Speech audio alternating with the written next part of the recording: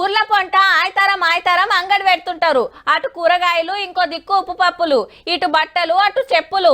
ఏ ఒక్కటేంది పక్కూర్లకెళ్ళొచ్చి పరదాలు వర్షి తీరొక్క దుకాణాలు పెడతారు.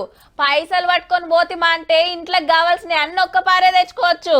ఇప్పుడు పట్నంలో సూపర్ మార్కెట్లు, సూపర్ బజార్లకు పోయి తెచ్చుకుంటున్నారు. కానీ అండ్ల సుత అన్ని దొరుకుతాయని గ్యారంటీ లేదు. తిరిగే తీరిక తీరువాటం ఉండాలి గాని గీడ దొరకందంటూ ఉండదు పో. నుమాయిష్ అంగడి బొంబాటుగా నడుస్తుందబ్బా. ఐతారం పూట అయితే నెరి 2000 మీద దుక్నాలు పెడితే దినం 70,000 మందికి మీద వస్తుండ్రంటే చూడుర్రిగా. చాలైన 16 రోజుల్లోనే 6 లక్షల మంది బేరాలకొచ్చిండ్రు.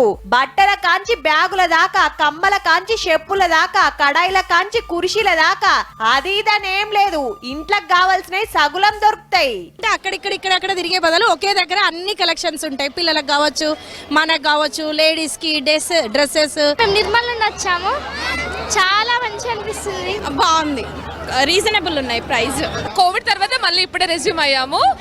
బాగుంది, కాకపోతే కొంచెం ప్రైసింగ్ మరి టూ మచ్ అయిపోయినట్టు అనిపిస్తుంది. విమెన్ కి చాలా ఎక్కువ స్టాల్స్ ఉన్నాయి. లేడీస్ అయితే ఎక్కువ షాపింగ్ చేయొచ్చు, అబ్బాయిలు పెద్ద ఏం లేవు. షాపింగ్ అంటే మా అక్కలదే మరి. తిరిగి యాస్టకొస్తే తీరొక్క తిండి రుచి చూడొచ్చు. పోరలను తీసుకోపోతే కుతి తీరదాకా ఆటలాడియొచ్చు. కళ్ళు తిరుగుతున్నాయి. అంత మంచిగానే ఉన్నది గాని పార్కింగ్ తిప్పలైతే తప్పలేవట.